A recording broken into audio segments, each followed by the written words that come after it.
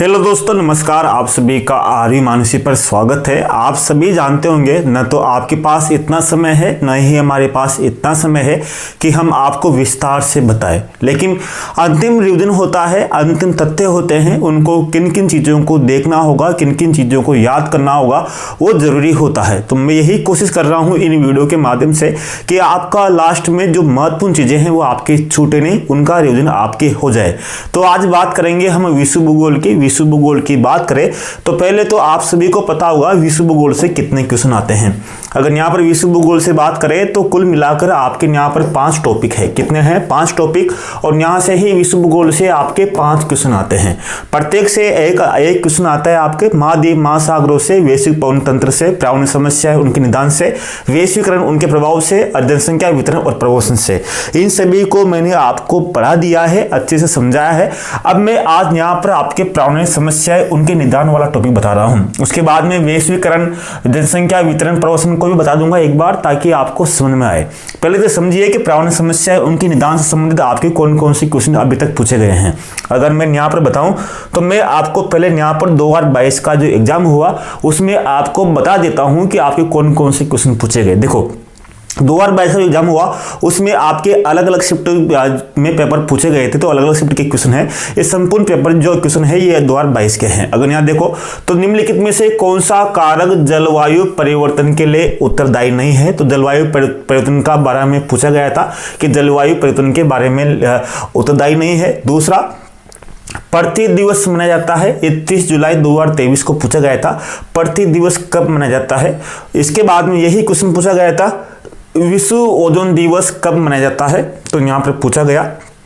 एक क्वेश्चन तो अपन को यहाँ पर कंफर्म हो गया कि आपको जितने भी आपके पर्यावरण से संबंधित जितने भी दिवस है, मैं केवल यहाँ पर आप एक बात समझना, मैं आपको केवल एक बात यहाँ पर समझा रहा हूँ कि पर्यावरण से संबंधित जो जितने भी दिवस है वो दिवस आपको याद होना आवश्यक है। आपका टॉपिक ही ये है, क्या है? पर्यावरण समस्या है उनके निदान। तो पर्यावरण से संबंधित जितने भी आपके दिवस है वो दिवस आपको याद करने होंगे। विश्व दिवस में पर्यावरण दिवस जितने भी है वो आपको एक बार रिवीजन कर लेना। फिर आज बाद में बोलोगे सर हमने तो याद ही नहीं किया, कैसे क्वेश्चन पूछ लिया।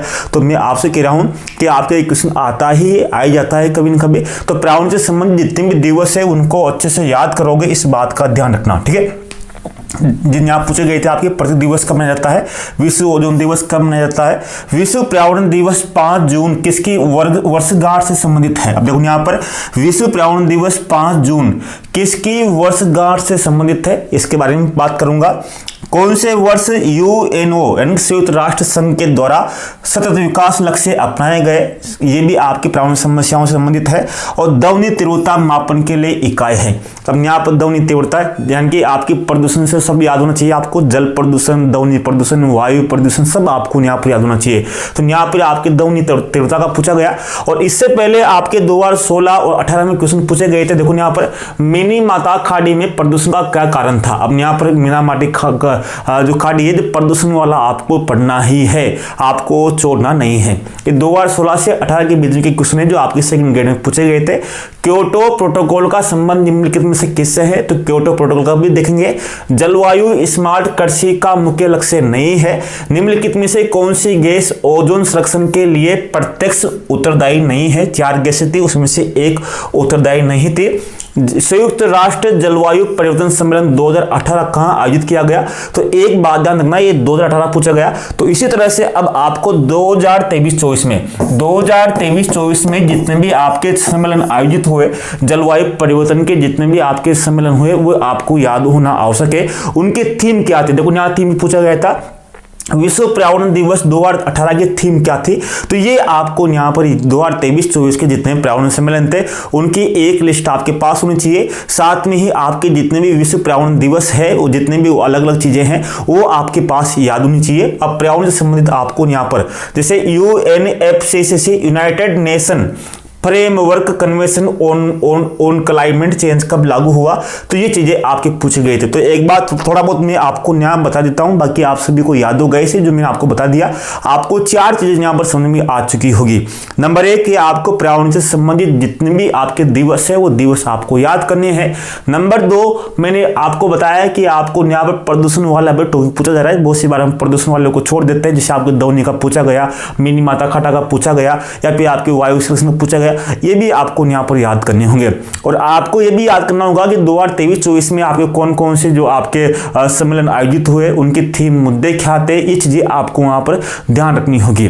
तो मैं यहाँ पर आपको थोड़ा बहुत करा देता हूं ताकि आपको यहाँ मिल जाए। जैसे यहाँ पे विश्व पृथ्वी दिवस 22 अप्रैल को मनाया जाता है, विश्व ओजोन दिवस 16 सितंबर को मनाया जाता है, विश्व मृदा दिवस 5 दिसंबर को मनाया जाता है, विश्व पर्यावरण दिवस 5 जून को मनाया जाता है, विश्व जनसंख्या दिवस 11 जुलाई को, विश्व वानिकी दिवस 21 मार्च को, विश्व जैव विविधता दिवस 22 मई को, विश्व धरोहर दिवस 18 अप्रैल को। तो ये दिवस है जो आपके प्रमुख दिवस है जो मैंने आपको यहाँ बता दिए, तो इनको तो याद रखना ही सही। ये दिवस जो आपके पर्यावरण से संबंधित है ये आपको याद रखने हैं। इसके बाद में मैं आपको यहाँ पर थोड़ा बहुत विस्तार से बता देता हूं ताकि आप यहाँ पर समझ जाओगे। अगर मैं यहाँ बताऊं तो आप यहाँ समझना। अगर जैसे आपको पता होगा रियो डी जेनेरो, आपने कक्षा 10 की जो पुस्तक पढ़ी होगी सामाजिक की, उसमें स्पष्ट रूप से दे रखा होगा आपके सतत विकास के लिए सर्वप्रथम जो पृथ्वी सम्मेलन था, आपके प्रथम पृथ्वी सम्मेलन था, वो कहाँ आयोजित किया गया था। तो आपको पता होगा प्रथम पृथ्वी सम्मेलन कहाँ पर आयोजन हुआ, तो ये आयोजन हुआ आपके रियो डी जेनेरो में। कहाँ पर हुआ? आपके रियो डी जेनेरो। अब रियो डी जेनेरो कहाँ पर है तो आपको पता होगा रियो डी जेनेरो यहाँ पर कहाँ पर कौन से देश में है, ये ब्राजील में है। तो ब्राजील में यहाँ पर रियो डी जेनेरो में यहाँ पर प्रथम पृथ्वी सम्मेलन आयोजन हुआ। इस आयोजन होने के बाद में इस सम्मेलन में जो पर्यावरणीय समस्याएं थी उनको 4 भागों में बांटा गया। ये कब आयोजन हुआ था तो ये भी पता होगा आपको, 1992 में इसका आयोजन किया गया था। कब? 1992 में। इसमें सम्मेलन में 4 भागों में बांटा गया था और लास्ट में इसी सम्मेलन में एक नियम पारित किया गया, एजेंडा 21। ये आपको यहाँ पर ध्यान देना होगा कि एजेंडा 21 का संबंध किससे है, तो एजेंडा 21 का संबंध किससे है, प्रथम पृथ्वी सम्मेलन से है। ये आपकी कक्षा 10 में स्पष्ट रूप से दे रखा है।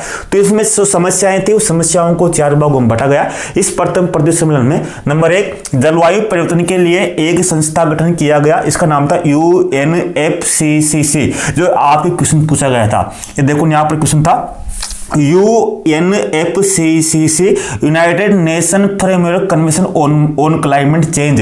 ये आपको यहाँ ध्यान रखना होगा, इसका पूरा नाम भी आपको ध्यान रखना होगा, United nation framework climate convention change. ये आपको यहाँ पर ध्यान देना होगा। तो इसके लिए इसी में आया आपकी यहाँ पर कब, यानी कि आपके कब, ये 21 मार्च 1994 में इसको लागू किया गया था। किसको? United nation framework climate change को यहाँ पर आपके 1994 में लागू किया गया था जलवायु से परिवर्तन से निपटने के लिए। तो जलवायु परिवर्तन से निपटने के लिए सबसे बड़ी संस्था यही है, कौन से? UNFCCC। ये सबसे बड़ी संस्था है। इसके 8 साल सम्मेलन आयोजित होते हैं। अगर इसके बात करें तो इसके लिए इसके द्वारा ही कोप सम्मेलन का आयोजन किया जाता है। अब आपको आता है कि कोप सम्मेलन का आयोजन कौन करती है, तो कोप सम्मेलन का जो आयोजन करती है वो UNFCCC ही इसका आयोजन करती है। प्रथम कोप सम्मेलन आपके जर्मनी में आयोजित हुआ था 1995 में और तीसरा कोप सम्मेलन हुआ था क्योटो में जापान में 1997 में। तो हर 2 साल में एक बार इसका सम्मेलन होता है। तो कोप जो सम्मेलन होते हैं वो UNFCCC के द्वारा ही होते हैं। प्रथम कोप सम्मेलन जर्मनी में 1995 में हुआ और 1997 में क्योटो जो आपके सम्मेलन क्योटो शहर में इसका आयोजन हुआ था। तो क्योटो प्रोटोकॉल का नाम भी आपने सुना होगा, क्योटो प्रोटोकॉल क्या था, तो जी जापान में ही इसका सम्मेलन हुआ था। तीसरा, अभी जो आपके चल रहे हैं कोप सम्मेलन उनको भी आपको यहाँ पर जानकारी याद रखनी होगी। दूसरा, जैव विविधता के लिए इस पृथ्वी सम्मेलन में दूसरा जैव विविधता के लिए CBD का प्रावधान किया गया। CBD को 29 दिसंबर 2093 में लागू किया गया। और तीसरा, सतत विकास के लिए इन्होंने 2015 तक, यानी कि 2030 तक 2015 में लागू किए गए सतत विकास के लिए लक्ष्य अपनाए गए और साथ में मरुस्थलीकरण के लिए भी काम किया गया। तो इस तरह से आपको यहाँ पर ध्यान देना होगा। ये पूरी सेम चीजें मैंने आपको बताई है, ये चीजें आपको यहाँ मिल जाएगी। तो मैंने जो आपको चीजें बताई उन चीजों को विशेष रूप से ध्यान देना होगा। अब जैसे जल प्रदूषण के कौन कौन से रोग है ये आपको यहाँ बता देता हूँ। जैसे जल प्रदूषण से जैसे मिनी माता जो मीना माता खाड़ी है उसमें पारायुक्त जो मछलियां हैं जो मिलती है, इसके कारण वो रोग होता है। मिनी माता पारायुक्त मछलियां खाने से जो मिनी माता रोग होता है, तो मिनी माता जो खाड़ी है वो जापान के पास में, तो वहाँ पारायुक्त मछलियां खाने से वहां पर मिनी माता रोग हो जाता है। इटाई केडियम युक्त जल पीने से इटाई रोग होता है। इसी तरह से नाइट्रेट युक्त जल पीने से ब्लू बेबी सिंड्रोम रोग होता है। और ऑर्सेनिक युक्त जल पीने से ब्लैकफुट रोग होता है। तो ये ऑर्सेनिक जल युक्त जल पीने से ब्लैकफुट रोग होता है, नाइट्रेट युक्त जल पीने से ब्लू बेबी सिंड्रोम रोग होता है, केडियम युक्त जल पीने से इटाई रोग होता है, और पारायुक्त मछलियां खाने से मिनी माता रोग होता है। अब जलवायु सम्मेलन, अब देखो यहाँ पर एक बात तो समझ रहा हूं, ये यहाँ पर है विश्व जलवायु सम्मेलन। देखो यहाँ पर मैं तीन चीजें समझ रहा हूँ। नंबर एक है पृथ्वी सम्मेलन, नंबर एक क्या है आपके पृथ्वी सम्मेलन, ठीक है। नंबर एक तो लिखा मैंने यहाँ पर सम्मेलन, एक मैं लिख रहा हूँ विश्व पर्यावरण सम्मेलन। यहाँ पर ध्यान देना होगा आपको, विश्व पर्यावरण सम्मेलन, ठीक है। एक मैंने यहाँ लिख दिया, और एक लिख रहा हूँ मैं यहाँ पर विश्व जलवायु सम्मेलन। ये तीनों ही अलग अलग है। बहुत सी बार आपके आएंगे यहाँ पर कि आपका जिसे विश्व पर्यावरण सम्मेलन प्रथम यहाँ पूछा मैंने कि विश्व का प्रथम पर्यावरण सम्मेलन कब हुआ, विश्व का प्रथम जलवायु सम्मेलन कहाँ हुआ, विश्व का प्रथम पृथ्वी सम्मेलन कहाँ पर हुआ। जैसे विश्व का प्रथम पृथ्वी सम्मेलन तो 1992 में हुआ था, आपको पता होगा, कहाँ, रियो डी जेनेरो में। विश्व पर्यावरण सम्मेलन प्रथम कहाँ हुआ था, ये 1972 में हुआ था। कहाँ पर हुआ था, स्टॉकहोम में हुआ था, स्वीडन की राजधानी स्टॉकहोम में। और प्रथम विश्व जलवायु सम्मेलन कब हुआ था, तो विश्व प्रथम जो जलवायु सम्मेलन है वो 1979 को जिनेवा में हुआ था। कहाँ पर हुआ था, 1979 में। तो यहाँ पर आपको ध्यान देना होगा। तो ये चीजें आपको ध्यान देंगे। ये पर्यावरण सम्मेलन है, ये जलवायु सम्मेलन है। तो विश्व का जो प्रथम पर्यावरण सम्मेलन कब हुआ था, वो 1972 में हुआ था। कहां पर हुआ था, वो स्टॉकहोम में हुआ था। कहां पर हुआ था, स्टॉकहोम में हुआ था। 5 जून को कब हुआ था, 5 जून को वो आयोजित हुआ था। इस कारण 5 जून को हर साल विश्व पर्यावरण दिवस मनाया जाता है, क्योंकि ये जो विश्व का जो प्रथम पर्यावरण सम्मेलन था वो 5 जून 1972 को ही आयोजित हुआ। इस कारण हर साल 5 जून को पर्यावरण दिवस मनाया जाता है, ठीक है। और ये जलवायु सम्मेलन अलग है। ये प्रथम विश्व जलवायु सम्मेलन जो है वो 1979 में हुआ था, ये ध्यान रखना। अब प्रथम पृथ्वी सम्मेलन 1992 में हुआ था। कहां पर हुआ था, रियो डी जेनेरो ब्राजील के एक शहर में हुआ था, जिसमें ही एजेंडा 21 पारित किया गया था, जिसमें ही विकास के लिए अलग अलग 4 भागों में बांटा गया था। जैसे जलवायु परिवर्तन के लिए UNFCCC का गठन किया गया था, जिसके द्वारा COP सम्मेलन आयोजित किया जाता है। इसी तरह मरुस्थलीकरण के लिए, सतत विकास के लिए, ये जैव विविधता के लिए अलग अलग जो प्रस्ताव पारित किए गए थे। तो कहने का मतलब यह है कि इन चीजों पर आपको यहाँ पर ध्यान देना होगा, आपको दिवसों को ध्यान रखना होगा, आपको कौन कौन से सम्मेलन हुए वो आपको यहाँ पर ध्यान देना होगा। अगले वीडियो में मैं आपको वैश्वीकरण के बारे में और जनसंख्या वितरण और प्रवासन के बारे में बता दूंगा कि इन चीजों पर आपको ध्यान देना होगा। अब आपको करंट से तुरंत आपको रिवीजन करना होगा, अपनी तैयारी को मजबूती देनी होगी। नमस्कार, मिलते हैं नेक्स्ट वीडियो में।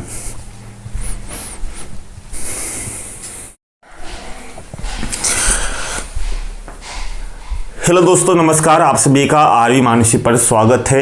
आज 16 दिसंबर हो चुकी है। अब 16 दिसंबर के बाद में जो आपका पेपर है संस्कृत विभाग का, 16 दिसंबर के बाद में अब आपके 29 दिसंबर को आपका पेपर है।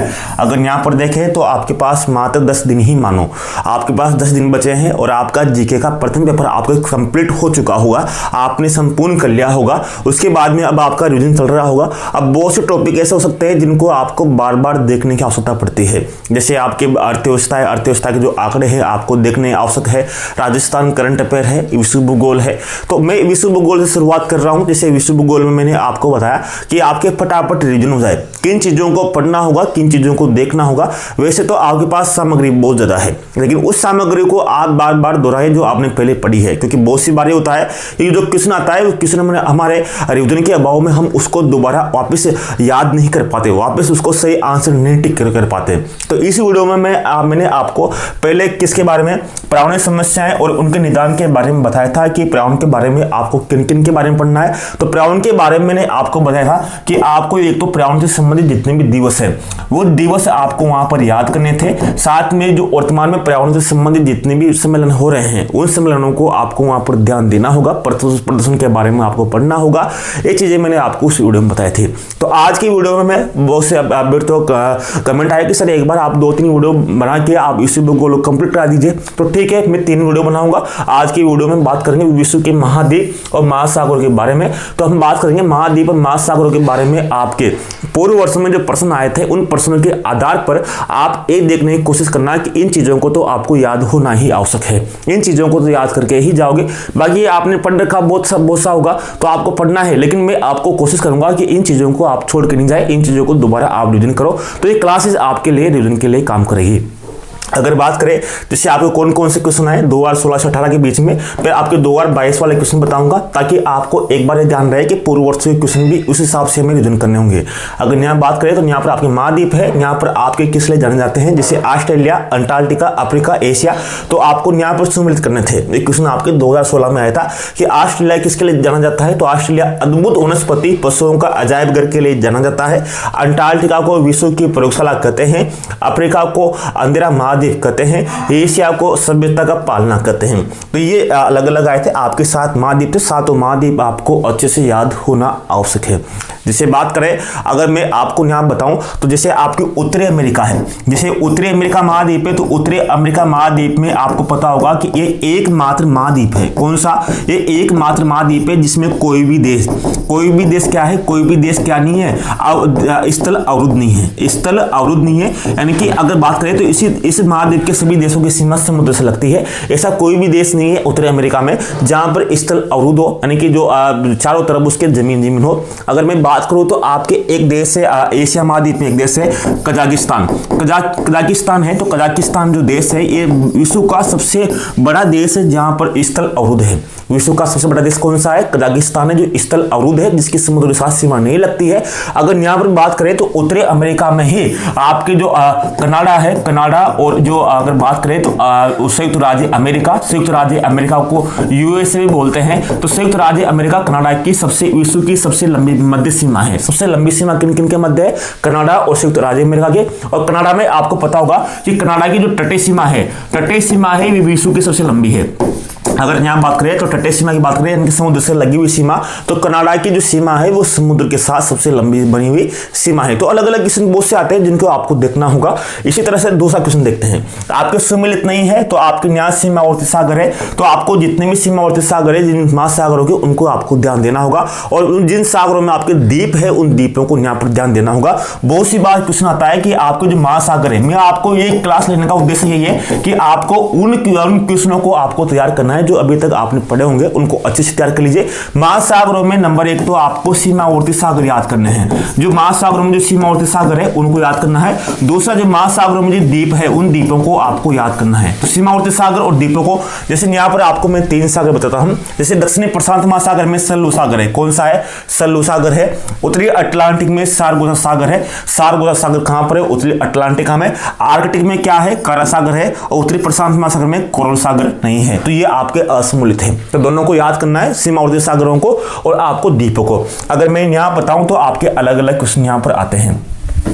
क्षेत्रफल की दृष्टि से कौन सा महाद्वीप ऑस्ट्रेलिया से बड़ा और यहाँ पर अंटार्कटिका से छोटा है? देखो यहाँ से ऑस्ट्रेलिया से बड़ा और आपके अंटार्कटिका से छोटा है। तो यहाँ पर आपका क्वेश्चन क्या आया कि अंटार्कटिका छोटा, तो आप बताओ यहाँ से ऑस्ट्रेलिया से बड़ा। अगर यहाँ बात करो तो यहाँ पर आपके 2 क्वेश्चन आ रहे हैं। क्षेत्रफल की दृष्टि से तो महाद्वीप आपको यहाँ पर क्षेत्रफल की दृष्टि से भी याद होना चाहिए और जनसंख्या की दृष्टि से भी याद होना चाहिए। जनसंख्या की दृष्टि से और क्षेत्रफल की दृष्टि से आपको यहाँ पर क्या महाद्वीप और जो याद होना चाहिए। जैसे मैं बात करूँ आपकी जो एशिया महाद्वीप है, एशिया महाद्वीप क्षेत्रफल की दृष्टि से, और यूरोप जो अफ्रीका महाद्वीप है वो अफ्रीका महाद्वीप, इन दोनों क्षेत्रफल की दृष्टि से और जनसंख्या की दृष्टि से दोनों फर्स्ट और सेकंड दोनों समान है। दोनों बिल्कुल क्या है? समान है। लेकिन बाद में जो आपके क्रम चेंज हो जाता है। बाद में जैसे बात करें क्षेत्रफल की दृष्टि से अगर बात करें तो यहाँ पर जो आपका तीसरा आता है वो आपके उत्तरी अमेरिका आता है। चौथा आपके यहाँ पर दक्षिणी अमेरिका आता है। कौन सा आपका आता है? दक्षिणी अमेरिका। और पांचवा कौन सा आता है? आपके अंटार्कटिका आता है। क्या आता है? आपके अंटार्कटिका आता है। और छठा आपके कौन सा आता है? छठा यहाँ पर आपके यूरोप आता है। कौन सा आता है? आपके यहाँ पर यूरोप आता है। और सातवां कौन सा आता है? यहाँ आपके ऑस्ट्रेलिया आता है। तो क्वेश्चन क्या था? क्वेश्चन देखो यहाँ पर यही था। क्वेश्चन यहाँ पर पूछा गया था कि आपके ऑस्ट्रेलिया से बड़ा, अब ऑस्ट्रेलिया से बड़ा कौन सा है? यहाँ पर देखो ऑस्ट्रेलिया से बड़ा कौन सा है? यूरोप है। कौन सा है? यूरोप है। और अंटार्कटिका से छोटा, तो अंटार्कटिका छोटा कौन सा? यूरोप है। दोनों के बीच में कौन सा है? तो इसका आंसर क्या होगा आपके? यूरोप होगा। कौन सा होगा आपके यहाँ पर? यूरोप होगा। तो आंसर क्या है आपका? इसका यूरोप रहेगा। तो इस तरह से आपको क्रम याद होना चाहिए। लेकिन जनसंख्या दृष्टि से यहाँ पर थोड़ा बहुत चेंज हो जाएगा। तो जनसंख्या दृष्टि पे आपके यहाँ पर तीसरे स्थान पर कौन आएगा? आपके यहाँ पर यूरोप आ जाएगा। और चौथा स्थान पर यहाँ पर उत्तरी अमेरिका आ जाएगा। पांचवें स्थान पर यहाँ पर आपके दक्षिणी अमेरिका आ जाएगा। और छठे स्थान पर यहाँ पर ऑस्ट्रेलिया जाएगा। और सातवें स्थान पर यहाँ पर आपके अंटार्कटिका आ जाएगा। अंटार्कटिका को निर्जन महाद्वीप भी बोलते हैं, यहाँ पर कोई भी नहीं रहता। तो निर्जन महाद्वीप कौन सा है? तो निर्जन महाद्वीप को अंटार्कटिका को बोलते हैं। प्यासी भूमि का देश किसको कहते हैं? तो ऑस्ट्रेलिया महाद्वीप को कहते हैं। निर्जन महाद्वीप कौन सा है? तो आपके श्वेत महाद्वीप कौन सा है? अंटार्कटिका महाद्वीप है। तो बहुत से क्वेश्चन है जिन्हें यहाँ पर नवीन महाद्वीप कौन सा है? तो नवीन महाद्वीप आपके उत्तरी अमेरिका है। सभ्यता का पालना कौन सा है? तो सभ्यता का पालना आपका एशिया है। तो इस तरह से आपको यहाँ पर ध्यान देना होगा। अगर मैं यहाँ बताऊं तो यहाँ पर एक बात को ध्यान देना, अगर मैं यहाँ क्यों, तो जैसे आपकी एशिया है, तो एशिया महाद्वीप है। तो एशिया महाद्वीप अगर बात करें तो यहाँ पर विश्व का 30% क्षेत्रफल है। एशिया महाद्वीप में कितना क्षेत्रफल है? तो विश्व का 30% क्षेत्रफल एशिया महाद्वीप में है। अगर अफ्रीका की बात करें तो अफ्रीका महाद्वीप में विश्व का 20% क्षेत्रफल मिलता है। कितना मिलता है? 20% क्षेत्रफल मिलता है। तो ये ध्यान रखना होगा, 20% क्षेत्रफल। तो ये चीजें आपको यहाँ पर ध्यान देनी होगी, कौन कौन सा महाद्वीप है। इस तरह से आपको क्रम ध्यान देना होगा, पीछे से भी ऊपर से भी आपको पूछेगा, आपके यहाँ पर ध्यान देना होगा। आपको यहाँ ध्यान दो कि आपके दो चीजें आएंगी, एक तो आएगी आपकी अवरोही, एक आएगी आपके अवरोही, एक आएगा आपके आरोही। तो इन दोनों में आपको कंफ्यूज नहीं होना है, क्योंकि आपके आएगा कि निम्न महाद्वीपों को अवरोही दृष्टि से क्रमजमाई है या आरोही दृष्टि से क्रमजमाई। अवरोही में देखोगे तो आपके 4 शब्द है, 1 2 3 4, और आरोही में 3 है, 1 2 3। तो 4 बड़ा है, आरोही छोटा है। तो एक छोटा है, एक बड़ा है। तो बड़ा का मतलब है कि बड़े से छोटे की ओर, किससे? बड़े से छोटे की ओर आपको जाना है। और आरोही आएगा तो यहाँ छोटा है, तो छोटा का मतलब आपको यहाँ से छोटे से आपको बड़े की ओर जाना है। ठीक है, इस चीज अवरोही आएगा तो अवरोही में आपको पहले एशिया आएगा, फिर आपके अफ्रीका आएगा। अगर आपके आरोही आएगा तो पहले आपके अंटार्कटिका आएगा, फिर आपके जैसे जनसंख्या दृष्टि से अंटार्कटिका आएगा, फिर ऑस्ट्रेलिया आएगा। इस तरह से आपको जनसंख्या दृष्टि से आपको जाना है। तो ये चीजें आपको यहाँ पर क्लियर करनी है पूरी चीजें, ताकि आपको कंफ्यूजन में एक भी क्वेश्चन आपको गलती होना चाहिए। पूरे के पूरे क्वेश्चन, एक एक क्वेश्चन का बहुत कंपटीशन है, पद भी कम है, और आगे जो सामान्य शिक्षा विभाग की जो बढ़ती है उसमें भी आपके पद कम है। तो इस बार आपको अच्छे से आपको क्वेश्चनों को तैयार करके जाना है। इसी तरह से अगर बात करें निम्नलिखित महासागरों में से, निम्नलिखित महासागरों से बात करें तो निम्नलिखित महासागरों में से कौन सा एक संभवतः पेंथालासा का अवशिष्ट भाग है? अब पेंथालासा है तो कौन सा है? प्रशांत महासागर। अब पेंथालासा क्या था? अब आपको यहाँ पता होगा पेंथालासा क्या है। अगर आपके एसएसटी होगा तो एसएसटी वालों को तो अच्छे से पता होगा, लेकिन जिनके गणित है, विज्ञान है, उनको थोड़ा बहुत कंफ्यूजन होता है। तो मैं आपको बता दूं कि प्राचीन समय में एक विद्वान था, एक विद्वान है विवेकानंद ने 1912 में एक सिद्धांत प्रतिपादित किया था, महाद्वीपीय प्रवाह का सिद्धांत। कौन सा? महाद्वीपों के प्रवाह का सिद्धांत, प्रवाह सिद्धांत प्रतिपादित किया था। इस सिद्धांत के अनुसार जो है महाद्वीपों और महासागरों की जो रचना हुई और प्रवाह के अनुसार हुई। महाद्वीप और महासागर नीचे बहुत बड़ी बड़ी प्लेटें हैं, उन प्लेटों पे गति कर रहे हैं, उनके उसमें क्या कर रहे हैं? उसमें गति कर रहे हैं। उनकी गति करने से ही महाद्वीप और महासागर की रचना हुई। विवेकानंद कहता है कि प्राचीन समय में केवल एक ही महाद्वीप था। क्या था? एक ही महाद्वीप था। उस महाद्वीप का नाम था पेंजिया। क्या नाम था उसका? पेंजिया। और इस महाद्वीप के चारों ओर एक महासागर था, पूरा एक ही महासागर था। उस महासागर का नाम था पेंथालासा। कौन सा था? पेंथालासा। ठीक है। अब ये कहता है कि पेंजिया का बाद में 2 भागों में विभाजन हो गया। 2 भागों में विभाजन का मतलब यहाँ है कि ये 2 भागों में बट गया। यहाँ पर 2 भागों में बट गया, और 2 भागों में बढ़ने के कारण ये जो इसके बीच में क्या बढ़ गया? पानी बढ़ गया। पानी बढ़ने के बाद में जो ऊपर वाला भाग था, ये ऊपर वाला भाग कहलाया अंगारा लैंड। क्या कहलाया? ये अंगारा लैंड। इसका नाम क्या दिया उसने? इसका नाम दिया उसका अंगारा लैंड। क्या नाम दिया? अंगारा लैंड नाम दिया। और दक्षिण का भाग नाम दिया उसने गोंडवाना लैंड। कौन सा? गोंडवाना लैंड का नाम दिया। और बीच में जो पानी बढ़ने से जो जिस महासागर का निर्माण हुआ उसका नाम दिया टेटिस महासागर। कौन सा? टेटिस महासागर का नाम दिया। ठीक है। तो अब आपको यहाँ पर क्वेश्चन यहाँ ये बनेगा कि कौन सा महासागर टेटिस महासागर का अवशिष्ट माना जाता है? तो बहुत सी बार ये आता है कि आपको प्रशांत महासागर, लेकिन यहाँ क्वेश्चन ये आएगा आपके, क्वेश्चन ये आएगा कि अंगारा लैंड में कौन से महाद्वीप शामिल है और गोंडवाना लैंड में कौन से महाद्वीप शामिल है। तो आपको ध्यान देना होगा, जो उत्तरी भाग है पेंजिया का, जो उत्तरी भाग है उससे अंगारा लैंड बना था, और दक्षिणी भाग है उससे गोंडवाना लैंड बना था। तो आपको यहाँ पर क्वेश्चन देखना, एक बार मैं आपको दिखा देता हूँ, उसके बाद में आपको कंफर्म हो जाएगा यहाँ पर, ताकि आपका एक क्वेश्चन तो जाना भी नहीं चाहिए। अपनी की लड़ाई जो एक क्वेश्चन है, देखो यहाँ पर अगर यहाँ बात करो तो यहाँ पर जो आपके बीचों बीच में लाइन खींच दी यहाँ से, ये लाइन खींचने के बाद में जो दक्षिणी भाग है, जो दक्षिणी वाले हैं वो गोंडवाना लैंड के भाग है, और जो उत्तरी भाग है वो आपके अंगारा लैंड के भाग है। जिसे उत्तरी अमेरिका अंगारा लैंड का है, यूरोप किसका है, अंगारा लैंड का है, एशिया किसका है, ये भी अंगारा लैंड का है। लेकिन जो दक्षिणी अमेरिका है एक गोंडवाना लैंड का भाग है, अफ्रीका किसका है, ये भी गोंडवाना लैंड का भाग है, ऑस्ट्रेलिया किसका भाग है, ये भी गोंडवाना लैंड का भाग है, और अंटार्कटिका किसका भाग है, ये भी गोंडवाना लैंड का भाग है। तो यहाँ पर क्वेश्चन आता है, इस क्वेश्चन को ध्यान देना कि कौन सा महाद्वीप किस का भाग है। तो मैंने बता दिया, यहाँ समझ गए होंगे। तो मुझे आपको यही समझाना था। तो आपको यहाँ पर एक एक चीजों को आपको अच्छे से समझना होगा। आगे बात करते हैं, ठीक है। ये चीजें आपको यहाँ समझ में आई। अगर देखो निम्नलिखित में से किस देश की जनसंख्या 2011 में सर्वाधिक थी, तो यहाँ पर आपके चार देश थे, बांग्लादेश, ब्राजील, जापान और जर्मनी। तो यहाँ पर सर्वाधिक जनसंख्या थी वो ब्राजील की थी। अब आपके यहाँ जनसंख्या की दृष्टि से पूछा तो आपके यहाँ पर देशों में आपको महाद्वीपों के साथ आपको देश भी याद होना चाहिए। देश यानी कि जैसे आपके जनसंख्या की दृष्टि से, दूसरा आपको यहाँ पर क्षेत्रफल की दृष्टि से देश भी आपको याद होना आवश्यक है। अगर जनसंख्या की दृष्टि से 2011 के हिसाब से देखें तो 2011 के हिसाब से देखें तो यहाँ पर प्रथम कौन सा आता है, आपको चीन आता है, दूसरा आपके यहाँ पर भारत आता है, और तीसरा आपके यहाँ पर संयुक्त राज्य अमेरिका आता है, चौथा यहाँ पर आपके इंडोनेशिया आता है, और यहाँ पांचवा यहाँ पर आता है आपके ब्राजील। कौन सा, पांचवा ब्राजील आता है, और छठा कौन सा आता है, तो छठा यहाँ पर आपके पाकिस्तान आता है। तो ये देश आपको यहाँ पर ध्यान देना होगा, पहला, दूसरा, तीसरा, चौथा, पांचवा और छठा, ठीक है। ये देश आपको यहाँ पर ध्यान देना होगा।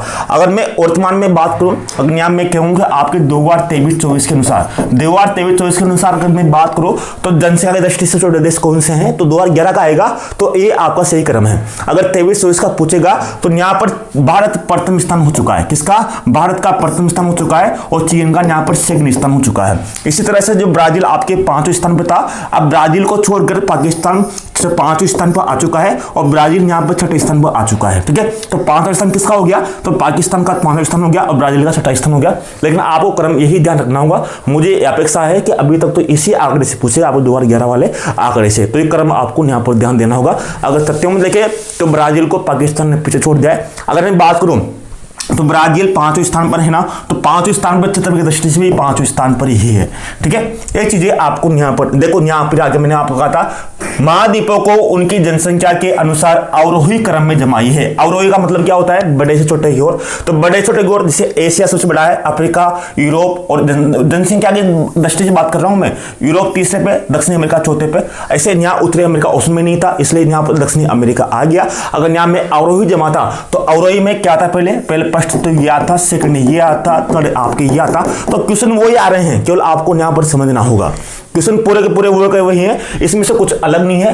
पृथ्वी पर भूमि की सतह की औसत ऊंचाई कितनी है, औसत ऊंचाई पूछी इसने, किसने, पृथ्वी की औसत ऊंचाई कितनी है, तो 830 मीटर है। कितनी है, 830 मीटर है। अगर आपके कभी भी पूछ सकता है कि औसत गहराई कितनी है, यहाँ पर आपकी ऊंचाई पूछे, अगली बार आपकी गहराई पूछ सकता है कि पृथ्वी की औसत गहराई कितनी है। तो औसत गहराई कितनी है, तो औसत गहराई इसकी कितनी है, तो यहाँ पर 3800 मीटर है। कितनी है, 3800 मीटर है। अगर मैं यहाँ पर बात करूँ सबसे गहरा स्थान कौन सा है, तो बेकाल झील विश्व की सबसे गहरी झील है, सबसे गहरा स्थान है।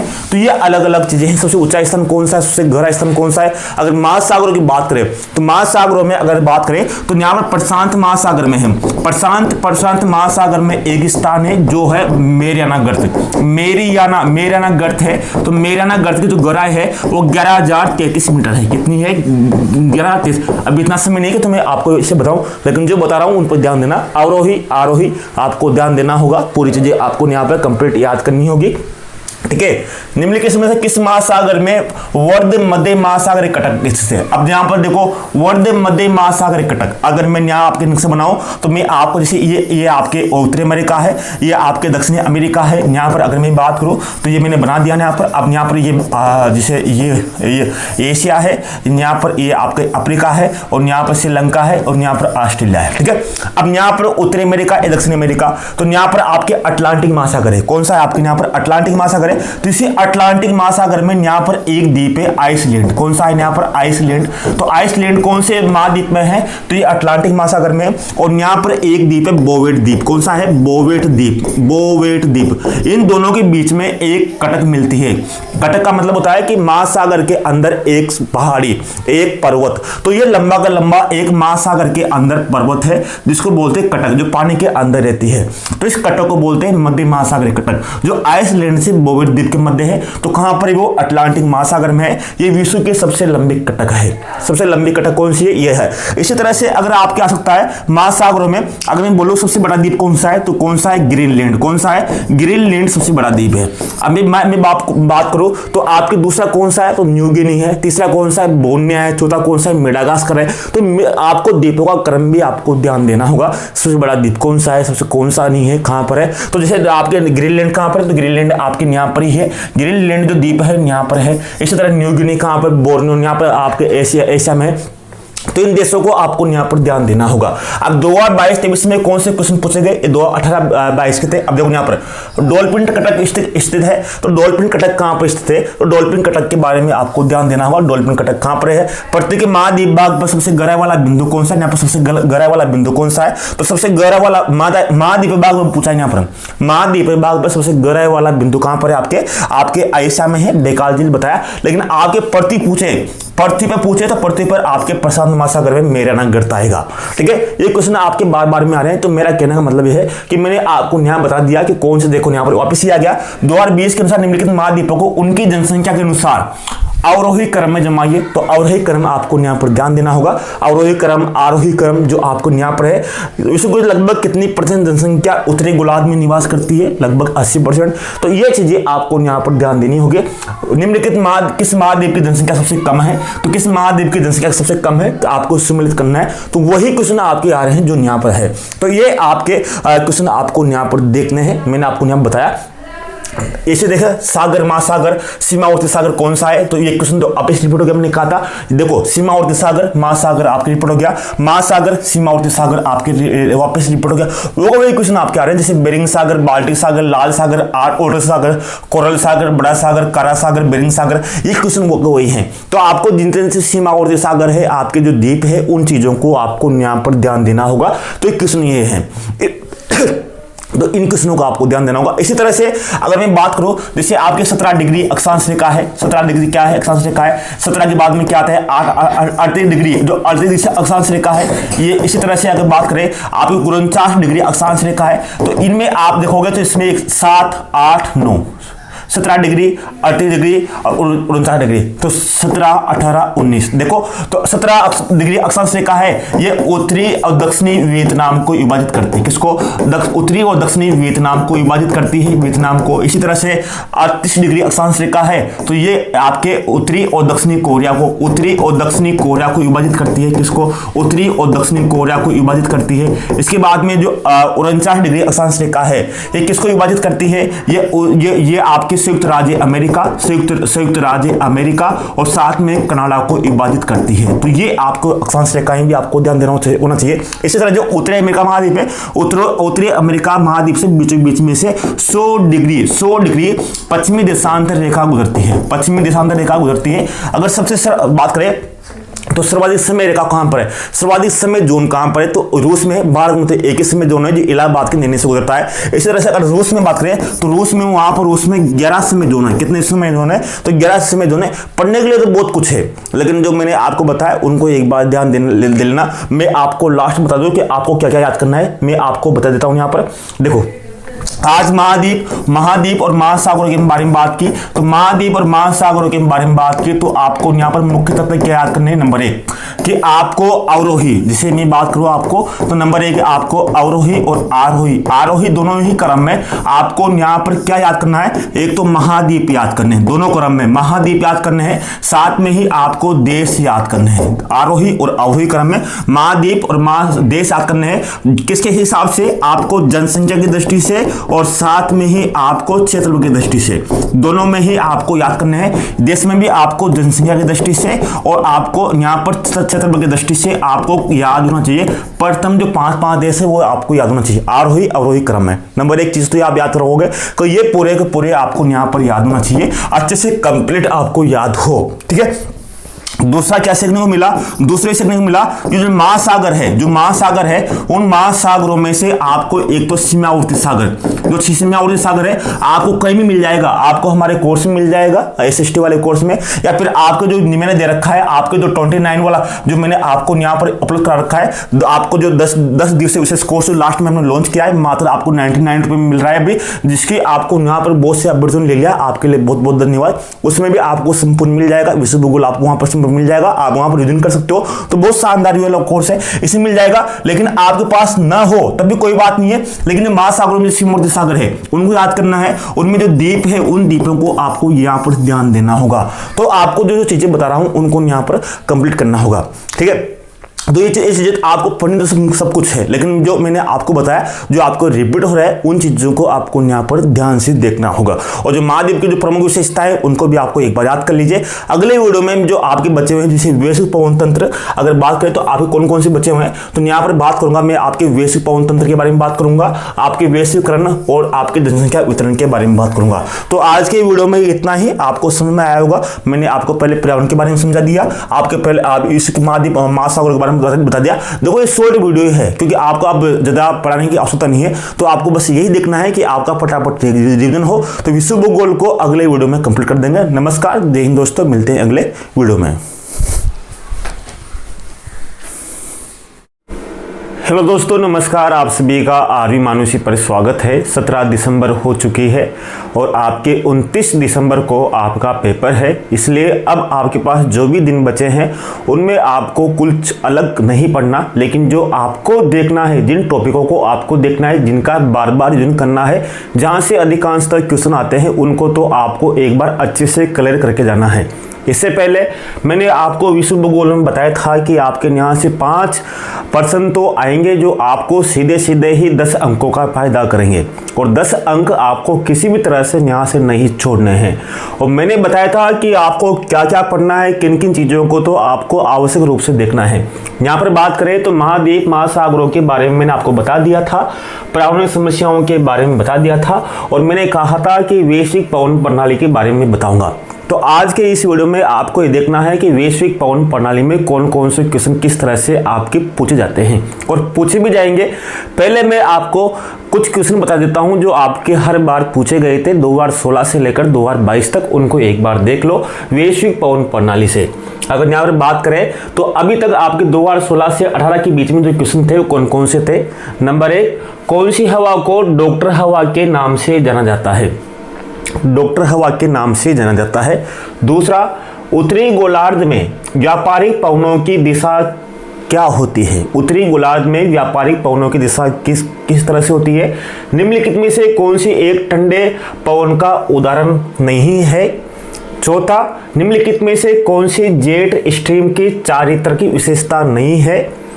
कौन सी एक ग्रही पवन नहीं है? विश्व के किस प्रदेश में गर्जता चालीसा चलती है?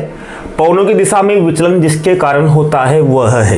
ये क्वेश्चन आपने यहाँ पर देखने के बाद में अब आपके 2022-23 में इससे पहले वाले एग्जाम पूछे गए थे, कौन कौन से थे? अशु अक्षांश संबंधित है। भूमंडलीय पवन प्रमुखता से निर्भर करती है। निम्नलिखित में से कौन सी एक भूमंडलीय पवन नहीं है? फेरल के नियम के अनुसार ग्रही पवनें सर्वाधिक विकसित होती है। ठीक है, ये क्वेश्चन यहाँ पूछे गए थे। अब देखो आपको मैंने एक बार तो कहा था कि आपके 100 क्वेश्चन जो आएंगे प्रथम जीके पेपर में, उसमें से 5 से 6 क्वेश्चन तो आप, अगर आपको सिलेबस याद है तो उसको आप आराम से कर सकते हो। जैसा कि एक क्वेश्चन था कि अशु अक्षांश संबंधित है, इसमें 4 ऑप्शन थे, हिमनदों से, वर्षा से, रेगिस्तान से, पवनों से। ठीक है, ये था क्वेश्चन। अब आपको पता है कि आपके जीके पेपर में आपके हिमनदों वाला टॉपिक नहीं है कि है, नहीं है, नहीं है। आपके वर्षा वाला टॉपिक है, नहीं है, आपके विश्व भूगोल में नहीं है। रेगिस्तान वाला है, नहीं है, आपके नहीं है। आपका टॉपिक क्या है? केवल आपके पवनों वाला टॉपिक है। तो अगर किसी को याद नहीं था कि अशु का संबंधित है, तो मैंने आपको बार बार बार कहा था कि जो भी सिलेबस में आपको मिल जाए, जिस भी ऑप्शन में, वही आपका आंसर सही होता है। तो कौन सा है? ये पौनों वाला आपका ऑप्शन सही था। अब आपने क्वेश्चन देख लिए। अब यहाँ से मैं आपको कुछ चीजें बताऊंगा जिनको यहाँ पर नोट करना। क्या? एक तो आपने यहाँ पर ध्यान दिया होगा, क्या आपको, अगर मैं यहाँ पर पहले कहता हूँ, यहाँ पर आपकी जो पौने होती है वो पौने आपके 3 तरह की होती है। एक होती है आपकी स्थायी पवन जो हमेशा एक की दिशा में चलती है। स्थायी पवन को हम क्या कहते हैं? इसको ग्रही पवन भी बोलते हैं, इसको सनातनी पवन भी बोलते हैं, इसको भूमंडलीय पवन भी बोलते हैं, भूमंडलीय पवन भी बोलते हैं। ठीक है, इनमें कंफ्यूजन नहीं होना है। ठीक है, आपके ग्रह आए, भूमंडलीय आए, सनातनी आए। दूसरे होती है आपके मौसमी पवन। मौसमी पवन वो होती है जिनकी दिशा 6 माह में एक बार क्या होती है? परिवर्तित होती है, मौसमी पवन। और तीसरी होती है आपके स्थानीय पवन। स्थानीय पवन का मतलब होता है कि जो स्थान विशेष के अनुसार चलती है। जैसे भारत में कौन चलती है? लू चलती है। अमेरिका में कौन चलती है? अमेरिका में चिनूक चलती है। आपकी यूरोप में कौन चलती है? फोन चलती है। आपके दक्षिणी अफ्रीका अमेरिका में कौन चलती है? जोंडा चलती है, पोपोया चलती है। इस तरह के जो पवने हैं जो स्थानीय जो देशों के अनुसार उनका अलग अलग नाम है, ये तो आपको पता है। अब मैं कह रहा हूं जिनका नोट करना, क्या याद करना है? देखो, आपको स्थायी पवन है, उन स्थायी पवनों में आपको दिशा याद करनी है। नंबर 1 तो आपको रटना नहीं। यहाँ पर अगर आप रट के जाओगे तो आप गलती 100% करोगे। तो आपको गलती बिल्कुल भी नहीं करनी है। किस बात की? आपको स्थायी पवन है जो आपके, जैसे स्थायी पवन आपके 3 ही है। कौन कौन सी? व्यापारिक है, आपके पछुआ है और आपके ध्रुवीय है। केवल 3 ही आपके भूमंडलीय, सनातनी, ग्रह और स्थायी पवन है। ये हर बार आपके पूछा गया था। अब 3 है, जैसे आपके बहुत सी बार क्वेश्चन आया था जमीन में से कौन सी ग्रह पवन है, तो 3 ही ग्रह पवन है, एक अलग आ जाती है, तो 3 ही ग्रह पवन है। लेकिन इससे महत्वपूर्ण यह है कि आपको बिना देखे, बिना आपको रटे, आपके दिमाग में एक चीज बननी चाहिए कि इनकी दिशा क्या होती है। अगर आपको इनकी दिशा याद है तो आपका ये माने कि इस अध्याय से, इस टॉपिक से आपका पक्का नंबर है। अगर आपको समझदारी है, अगर आपने रट के चले गए तो आपका 0 मान लीजिए, आपका कॉन्फिडेंस 0 मान लीजिए। तो आपको इनकी दिशा तो याद होनी ही चाहिए। इनकी दिशा क्या है, ये सबसे महत्वपूर्ण है। आपके पूछा भी गया था, देख लो यहाँ पर आपके पूछा गया था, देखो यहाँ पर भी आपके उत्तरी गोलार्ध में व्यापारिक पवनों की दिशा किसमें बहती है, ये अलग चीज है। ठीक है, ये आपको यहाँ पर याद करनी ही है, आपको इनकी दिशा। अब मैं बोलूँ दिशा क्या होती है, अगर मैं यहाँ दिशा की बात करूंगा तो बार में चीजें आ जाएगी। अब मैं आप बात करता हूं तो आपके 4 दिशाएं होती है। ये क्या है? आपके उत्तर दिशा है, ये आपके दक्षिण दिशा है, ये आपके पूर्व दिशा है, ये आपके पश्चिम दिशा है। ठीक है, एक पश्चिम दिशा है, ये मैंने बता दिया आपको। अब मैं यहाँ पर आपके ग्लोब बना देता हूँ। इस तरह से आपका ग्लोब है, तो मैंने यहाँ पर आपको ग्लोब को 4 भागों में बांट लिया इस तरह से। तो आपको बताओ, अब आप समझ गए होंगे ना। तो ये तो आपकी कौन सी दिशा है? ये उत्तर है, ये आपके पूर्व है, ये आपके दक्षिण है, ये आपके पश्चिम है। ठीक है, ये बीचों बीच में है। ये बीचों बीच वाली जो रेखा है इसको जानते होंगे आप, भूमध्य रेखा। भूमध्य रेखा, भू का मतलब क्या होता है? भू का क्या होता है? भू का मतलब होता है पृथ्वी। भू का मतलब क्या होता है? पृथ्वी। मध्य का मतलब बीचों बीच में से, पृथ्वी के मध्य से खींची गई रेखा को भूमध्य रेखा कहते हैं। जैसे कि ये आपके यहाँ से खींची गई थी।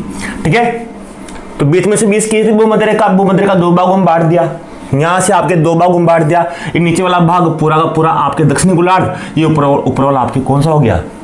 उत्तरी गोलार्ध। दक्षिणी गोलार्ध और उत्तरी गोलार्ध। इस बात को आप यहां समझ गए होंगे। अब आपके मन में ये चीज आएगी कि क्या करें, अब क्या नहीं करें। तो ये चीज आने के बाद में अब सुनो यहाँ पर। अब मैंने कहा था कि आपको केवल यहाँ पर रटना नहीं है, आपको समझना है। मैंने कहा कि आप ग्रह पौने हैं, तो आपके कौन सी नंबर 1 तो आपके व्यापारिक है, दूसरी कौन सी है? पछुआ है।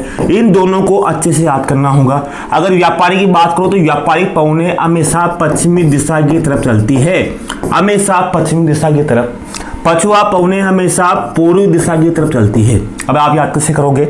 आप यहाँ पर ध्यान देना, पछुआ 3 अक्षरों का है, छोटा शब्द है। व्यापारिक 5 शब्दों का है, बड़ा शब्द है। पश्चिमी भी बड़ा शब्द है और तो व्यापारिक भी बड़ा शब्द है, इसलिए पश्चिमी की तरफ लगी व्यापारिक। अब पछुआ छोटा शब्द है तो पूर्व भी छोटा शब्द है, इसलिए पछुआ कहाँ चलेगी? पूर्व में। अब फिर भी कंफ्यूजन रहे तो आप देख लेना कि पछुआ में पीछे वह है और पूर्व में पीछे क्या है वह है।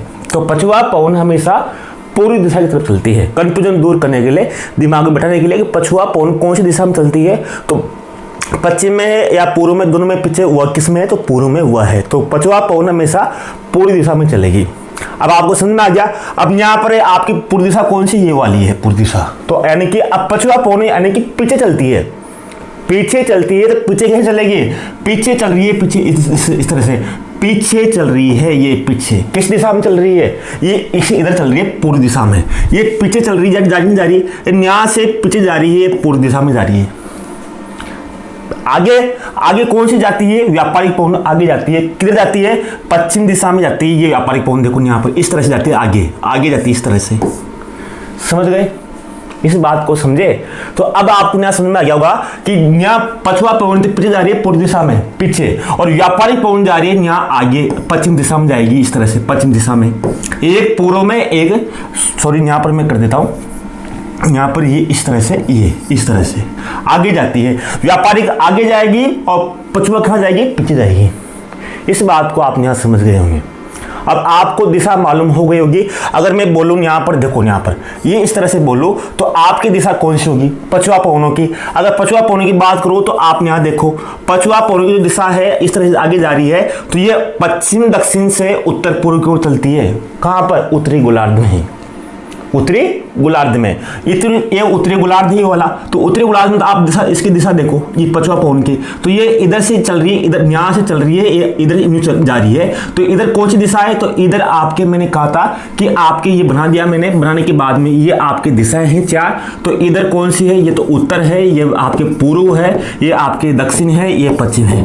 तो अब ये ऐसे जा रही है पश्चिम, ये पछुआ पवन उत्तरी गोलार्ध में, ये आपका ये इससे ऊपर वाला आपका उत्तरी गोलार्ध है, इससे नीचे वाला आपका दक्षिणी गोलार्ध है। मैं समझा इसलिए राहुल टाइम से ले रहा हूँ कि आपको समझ में आना चाहिए। अगर आपको समझ नहीं आएगा तो आप क्वेश्चन गलत करके आओगे, और क्वेश्चन आएगा 100%। इस बात पर ध्यान देना।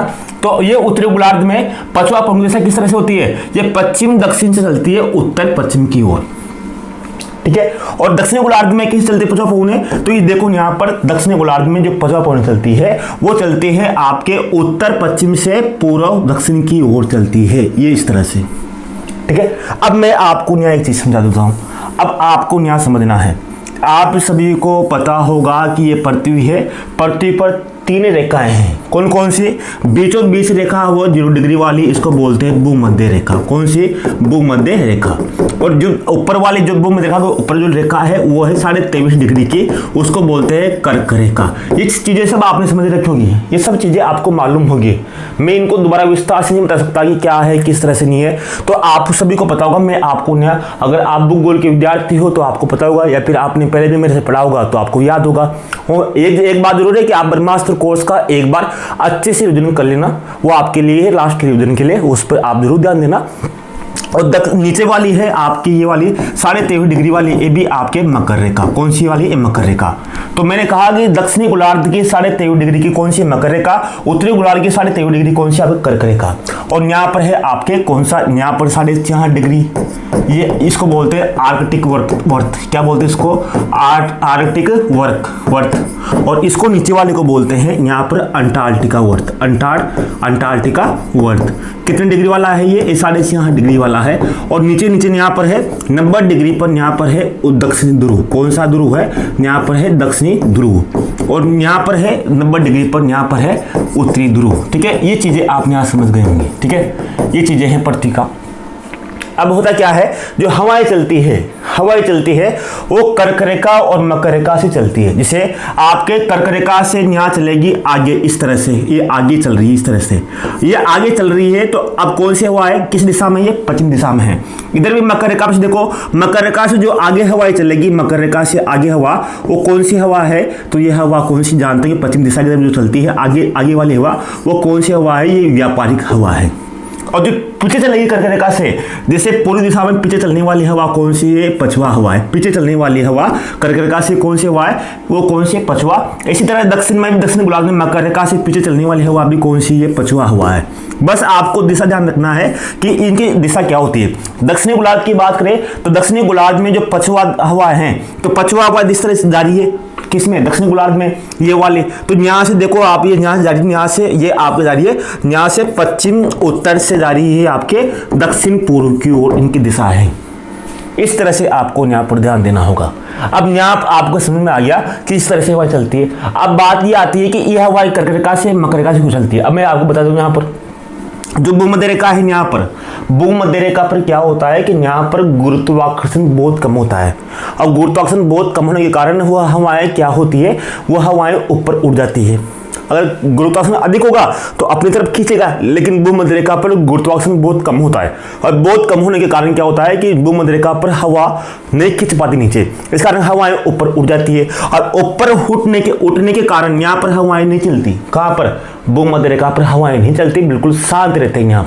यहाँ पर बिल्कुल भी हवाएं चलती ना, कि हवाएं ऊपर उड़ जाती है, और यहाँ बिल्कुल शांत चीजें होती है। कहाँ पर, भूमध्य रेखा पर बिल्कुल शांति होती है, शांति। यहाँ पर हवाएं बिल्कुल नहीं चलती, इस कारण इस क्षेत्र को डोलड्रम भी बोलते हैं। क्या बोलते हैं इसको, डोलड्रम भी बोलते हैं, जहाँ पर बिल्कुल शांत पेटी कौन सी है, भूमध्य रेखा वाले 0 डिग्री वाले, 0 डिग्री से 5 डिग्री के बीच में जो रेखा होती है वो आपके शांति वाली होती है, और हवाएं ऊपर उठ जाती है।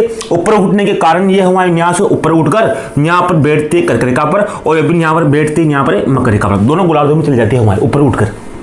और उठने के बाद में ये दोनों हवाएं इस तरह से ऊपर उठकर कर्क रेखा पर उतरती है, इधर मकर रेखा पर उतरती है। उतरने के बाद में कर्क रेखा पर दबाव बढ़ता है, दबाव बढ़ने के कारण एक हवा पीछे जाती है, एक हवा आगे जाती है। तो पीछे जाने वाली हवा क्या है आपके पछुआ, और आगे जाने वाली कौन सी आपके व्यापारिक हवा है। ये वाले क्वेश्चन आपको यहाँ पर, अब जैसे मैं पूछूं आपसे, आपको बिना देखे आपको याद होना चाहिए। अगर मैं यहाँ क्वेश्चन देता हूँ आपको बिना देखे आपको आंसर आ जाना चाहिए। मैं कहता हूँ आपसे, देखो क्वेश्चन क्या है, क्वेश्चन देखो, आपके दक्षिणी गोलार्ध में, अगर मैं पूछूं आपके दक्षिणी गोलार्ध में, मैंने पूछा दक्षिणी गोलार्ध में अगर आप इसका आंसर दे दोगे तो मानना कि आपकी तैयारी इस अध्याय से बिल्कुल परफेक्ट है। अगर इसका आंसर नहीं दे पाए तो मानना कि आपकी तैयारी इसमें कमजोर है। भी दक्षिणी गोलार्ध में व्यापारिक पवनों की दिशा क्या होती है, पवनों की दिशा क्या होती है, बताओ मुझे क्या होती है, फटाफट बताओ मुझे क्या होती है। अब आप इसका आंसर देना है, इसका क्या होती है, मैं आंसर लिख देता हूं जब तक। इसके आंसर क्या होती है दक्षिण गोलार्ध में। अब दक्षिण गोलार्ध में ही हवा इस तरह से जाती है, तो मुझे पता है कि इधर क्या है, इधर दक्षिण पश्चिम है, और एक किधर जा रही है, या पूर्व, ये दक्षिण पूर्व है, और दक्षिण पूर्व से जा रही है उत्तर पश्चिम की ओर। तो दक्षिण गोलार्ध में दिशा क्या होती है इसकी, तो इसकी दिशा होती है दक्षिण पश्चिम से, सॉरी दक्षिण पूर्व से इसकी दिशा होती है उत्तर पश्चिम की ओर। इसकी दिशा क्या होती है, उत्तर पश्चिम की ओर। ये आपका आंसर सही होगा, ठीक है। अब उत्तरी गोलार्ध में क्या होगा, तो उत्तरी गोलार्ध में इस तरह से आती है आपके, तो उत्तरी गोलार्ध में क्या होगा, इसका आंसर होगा ये उत्तर पूर्व से ये चलती है दक्षिण पश्चिम की ओर। इस तरह से आपको डायग्राम याद होना चाहिए, बिल्कुल आपका आंसर करेक्ट हो जाएगा। तो इस बात को यहाँ पर ध्यान देना होगा, तो ये चीजें आपको यहाँ पर बिल्कुल आपको आसानी समझ में आ जाएगी। तो क्वेश्चन मैंने आपको बताया। अब देखो यहाँ पर ये व्यापारिक पवन की दिशा किस तरह से होती है। इसी तरह ग्रह पवन, मैंने बताया ग्रह पवन हुई, सनातनी पवन हुई, आपके वो सब एक ही होती है। अब ग्रहस्था चालिसा चलती है, तो ग्रहस्था चालिसा दक्षिणी गोलार्ध में चलने वाली पछुआ पवनों को आप यहाँ पर ध्यान देना कि दक्षिणी गोलार्ध में चलने वाली पछुआ पवनों को, दक्षिणी गोलार्ध में कहाँ पर, दक्षिणी गोलार्ध में चलने वाली पछुआ पवनों को क्या कहते हैं, कि पछुआ पवन है, दक्षिणी गोलार्ध में चल रही है। ये दक्षिणी गोलार्ध की जो पछुआ पवन है, इन पछुआ पवनों को क्या बोलते हैं, जो 40 डिग्री के पास चलती है उनको ग्रहस्था चालिसा, अब 50 डिग्री के बीच चलती है उनको प्रचंड 50, और 60 डिग्री के यहाँ चलती है उसको चीकता स्याटा बोलते हैं पछुआ पवनों को, दक्षिणी गोलार्ध की हवाओं को। ये बात यहाँ पर नोट करना। तो मैंने आपको यहाँ पर समझाया। अब ये एक वीडियो इसलिए है कि आप यहाँ पर समझो, बाकी बहुत से जो पवने हैं आपके अलग अलग है। अब यहाँ पर आपको एक बात को समझना होगा। अगर यहाँ मैं आपको कहूँ कि आपको ये मैंने नहीं समझाया, अब मैंने कहा कि हवा यहाँ से उठकर कहाँ बैठ रही है, यहाँ से, क्योंकि यहाँ से ऊपर उठ जाती है भूमध्य रेखा से, ऊपर उठती है, उठने के बाद में यहाँ उतरती है मकर रेखा पर। अब मकर रेखा पर और कर्क रेखा पर हवाएं उतरने के कारण क्या होता था कि प्राचीन समय में जो व्यापारी थे वो जहाज लेकर जाते थे, घोड़ों से भर कर जहाज लेकर जाते थे। तो यहाँ पर उन जहाजों पर दबाव पड़ता था, वो डूबने लगते थे उनके हवा का दबाव पड़ने के कारण। और दबाव पड़ने के कारण वो जहाजों से अपने घोड़ों को फेंक देते थे, घोड़ों को वहां पर समुद्र में फेंक देते थे ताकि जहाजों से दबाव कम हो। इस कारण इन जो यहाँ के जो क्षेत्र है, जो कर्क रेखा के पास क्षेत्र है, इन क्षेत्रों को कर्क रेखा और मकर रेखा का जो क्षेत्र है इसको अशुभ अक्षांश कहते हैं। क्या कहते हैं? अक्ष अक्षांश कहते हैं। अश्व अक्षांश इन दोनों को कहते हैं। जहां पर ज्यादा दबाव होता है उनको क्या कहते हैं, अश्व अक्षांश। के प्राचीन समय में काम करते थे। बहुत सी बार आ सकता है कि अश्व अक्षांश कौन से कहते हैं, तो आपके उच्च दाब वाले क्षेत्र को, उच्च दाब वाले क्षेत्र को उच्च अक्षांश कहते हैं। और ये भूमध्य रेखा वाला है, ये आपके निम्न दाब क्षेत्र होता है। क्या होता है आपके, ये निम्न दाब क्षेत्र होता है। और ये कर्क रेखा वाला आपका क्या होता है, ये आपके उच्च दाब क्षेत्र होता है। और मकर रेखा वाला भी आपके उच्च दाब क्षेत्र होता है। ठीक है, ये चीजें आपको यहाँ समझ में आनी चाहिए। अब आपको ये चीज़ें यहाँ मैंने बताई दिया। देखो यहाँ पर ये भूमध्य रेखा, ये वाले भूमध्य रेखा को विषुववर्त भी बोलते हैं वाला। और यहाँ पर कर्क रेखा है, ये आपकी मकर रेखा है। इसके बाद में ये आपकी अंटार्कटिका रेखा है और ये आपके आर्कटिक रेखा है। ये उत्तर ध्रुव या दक्षिण ध्रुव। ठीक है, इस तरह से वहाँ चलती है। अगर मैं बोलूँ तो कर्क रेखा से इस तरह से तो यहाँ पर ये चलती है आपके, यहाँ बता देता हूँ मैं आपको एक बार, फिर आपको निधन करना है। कर्क रेखा से ये देखो इस तरह से चलती है हमारे वहाँ, ये इधर चलती है और पश्चिम हवाएं पीछे चलती है, इस तरह से पीछे चलती है हमारे पश्चिम हवाएं। तो इनकी दिशा आपको यहाँ पर ध्यान देनी होगी। बाकी जो क्वेश्चन है, जैसे आप गरेपूर्ण, जैसे अब मैं आपको कुछ और बता देता हूँ ताकि आपको यहाँ पर संतुष्ट हो जाए। जैसे बात करते हैं आपके स्थानीय पवनों के बारे में। अब स्थानीय पवनों में जैसे आपके स्थानीय पवनें जैसे कौन कौन सी है, जैसे स्थानीय पवनें हैं। स्थानीय पवनों में बात करता हूं मैं आपके, स्थानीय पवन है। स्थानीय पवनों में आपको ध्यान रखना है, एक तो जो आपके चिनुक है, चिनुक जो हवा है, ये चिनुक हवा कहाँ चलती है, यूएसए में, उत्तरार्ध अमेरिका में ये चलती है रॉकी पर्वत पर, रॉकी पर्वत पर। अब रॉकी पर्वत पर जब ये हवा चलती है तो गर्म हवा है, क्या ऐसी एक हवा है, गर्म हवा है। ये गर्म हवा जब चलती है तो रॉकी पर्वत पर जो बर्फ होती है उस बर्फ को पिघला देती है गर्म हवा।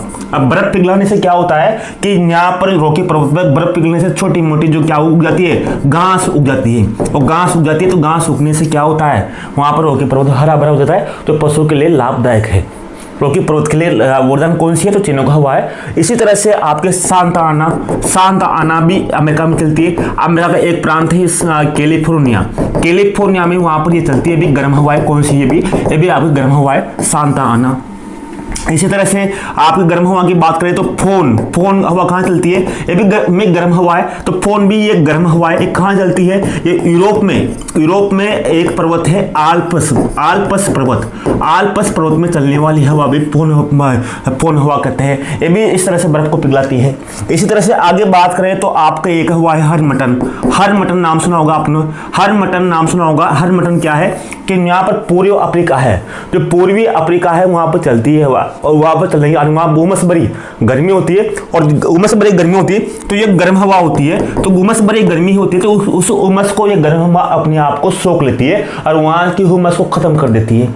और हुमस को खत्म करने के कारण क्या होता है कि वहाँ का वातावरण स्वास्थ्यवर्धक हो जाता है। इस कारण इस हवा को डॉक्टर हवा भी बोलते हैं। क्या बोलते हैं इसको, डॉक्टर हवा भी बोलते हैं। इसी तरह से आपके एक हवा है सिराको हुआ है। तो सिराको हुआ है, ऐसे तो इसको अलग अलग नाम कहते हैं, जैसे इसको सिमुम भी बोलते हैं या अलग अलग बोलते हैं नाम अफ्रीका में। लेकिन जैसे ये हवा अफ्रीका से उड़ती हुई भूमध्य सागर को पार करते हुए इटली में पहुंचती है। तो इटली में पहुंचने के कारण ये हवा क्या करती है, ये हवा इटली में वहां पर जो अफ्रीका की जो धूल है उस धूल की वर्षा वहां पर करती है। तो वहां की एक तरह से रेत की वर्षा करती है, वहां पर ऐसा लगता है कि वहां रक्त वर्षा हो रही है। तो सिराको को रक्त वर्षा भी बोलते हैं। इसको रक्त वर्षा किस कौन को रक्त वर्षा के नाम से जाना जाता है, तो सिराको को रक्त वर्षा के नाम से जाना जाता है। तो मैं आपको यहाँ बता दूं नक्शे में एक बार, तो आपको कंफर्म हो जाएगा। देखो कि तो ये है आपका ब्रह्मास्त्र कोर्स।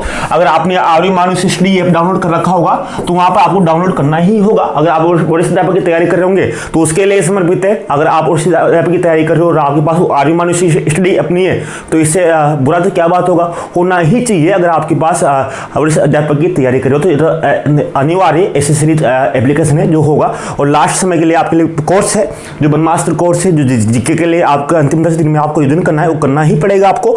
इसी तरह से अब मैं आपको नाम बता देता हूं, जैसे आपके यहाँ पर कौन सा, जैसे यहाँ पर है आपके यहाँ पर ये उत्तरी अमेरिका, जो उत्तरी अमेरिका में यहाँ पर ये रॉकी पर्वत है। तो रॉकी पर्वत से चलने वाली हवा को क्या बोलते हैं, तो मैं यहाँ पर यहाँ बोलते हैं चिनुक हवा। चिनुक हवा ने चलती है कहाँ पर, रॉकी पर्वत पर चलती है। यहाँ पर चिनुक हवा, यहाँ पर रॉकी पर्वत है। और यूरोप में यहाँ पर ये कौन सा पर्वत है, यहाँ पर आल्प्स पर्वत है। तो आल्प्स पर्वत पर चलने वाली हवा को क्या बोलते हैं, फोन हवा बोलते हैं। क्या बोलते हैं इसको, फोन।